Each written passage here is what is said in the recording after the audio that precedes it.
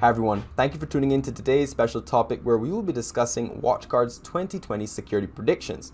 This year we had an interview with WatchGuard's Chief Technology Officer Corey Knockreiner and one of their senior security analysts Mark LaLiberty. During this interview we discussed their 2019 security predictions and how some of those held true, as well as other interesting topics like security awareness training, single sign-on, and the importance of multi-factor authentication. Now, they recently released their list of their 2020 security predictions, and that's what we're going to be going through today. Now, the first one we're going to be discussing is regarding ransomware targeting the cloud.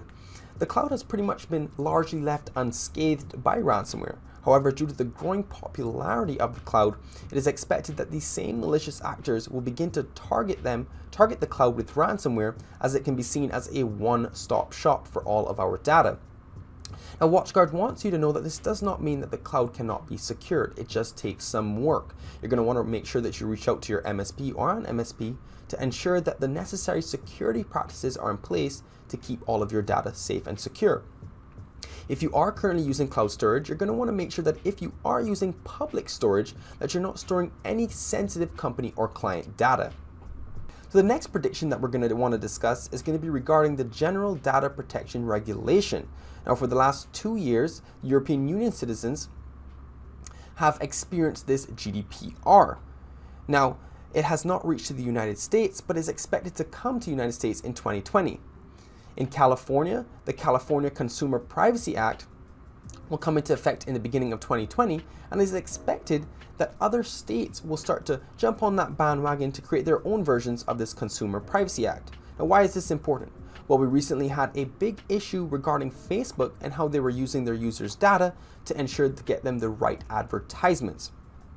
So with these Consumer Privacy Acts in place, we'll be able to regulate how these organizations handle their users' data, and to ensure that your data is not being sold to third parties. And the next prediction is voter registration systems being targeted during the 2020 elections. There has been a lot of discussion regarding the 2016 US elections and the alleged impact from outside interference by targeting state voter systems. Now, there hasn't been any evidence to support these claims. However, WatchGuard predicts that in 2020, attackers could potentially attack voter registration systems to negatively impact the US 2020 elections. The next prediction that we're going to want to discuss is regarding the cybersecurity skills gap widening in the upcoming year. Now, WatchGuard has stated that this pretty much happens every single year. However, they've decided to throw it in for their 2020 security predictions. Now, there has been a lot of increase in the importance of cybersecurity. On our channel, we've been really pushing the importance of cybersecurity. We've been discussing recent cybersecurity attacks. And just like that grows, so does the need and the demand for skilled professionals in the cybersecurity field. There are just simply not enough people to fill this high demand. WatchGuard estimated that in 2018, there were over 3 million jobs that were left unfilled in the cybersecurity field. So what does this mean? Well, this lack of skilled professionals will continue to increase the demand for universities to advocate and provide the resources and degrees so that people can help fill these positions. During 2020, 25% of all breaches will happen outside the perimeter. With increased access to mobile devices and remote working environments, a lot more attacks have happened outside of a company's network perimeter security. Now, remote working is great. It helps to reduce burnout, helps to increase productivity. However, it's not so great for ensuring that you're working in a secure environment. So if you are currently a remote user or you have remote users within your organization, you're going to want to make sure that you're contacting your MSP or an MSP to ensure that the necessary security practices are in place to make sure that those remote users are just as secure as your users on site. WatchGuard predicts that in 2020, 1 out of every 4 data breaches will involve telecommuters, mobile devices, or off-premise assets. The next prediction we're going to want to discuss is regarding attackers finding new vulnerabilities in the 5G Wi-Fi handover process. Now, 5G is a really big buzzword in today's industry. We expect it in the upcoming year to bring a lot more speed and reliability. However, a lot of us don't know that in large public areas such as malls and hotels, your voice and data information of your cellular enabled service is communicated with both cell towers and Wi-Fi access points in these large public areas.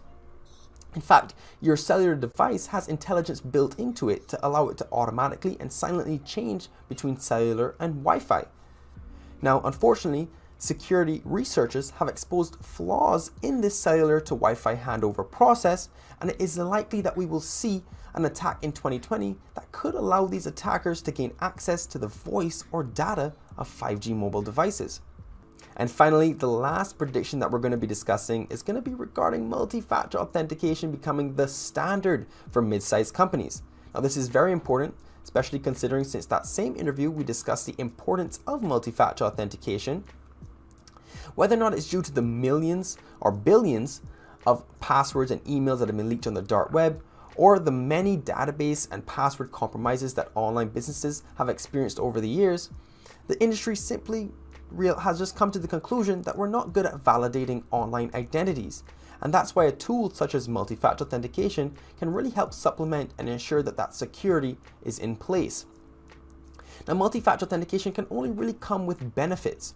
There may be an issue with usability where you can see yourself, okay, adds an extra step to your workflow. However, with the necessary benefits it brings to your security, ensuring that all of your users are secured, it will continuously outweigh those negative aspects. If you're interested in learning more about multi-factor authentication, you can check out some of our videos that we have on our channel, as well as a few tutorials that we have for using Microsoft's Authenticator to further secure your Office 365 user account. Now guys, that will wrap it up for today. I hope you enjoyed this special topic. If you have any questions whatsoever, don't hesitate to let me know in the comment section below. Don't forget to subscribe to our channel so that you can get notified whenever we go live each and every single weekday between 12 and 5 p.m. Eastern time. Appreciate you guys tuning in. Have a great day.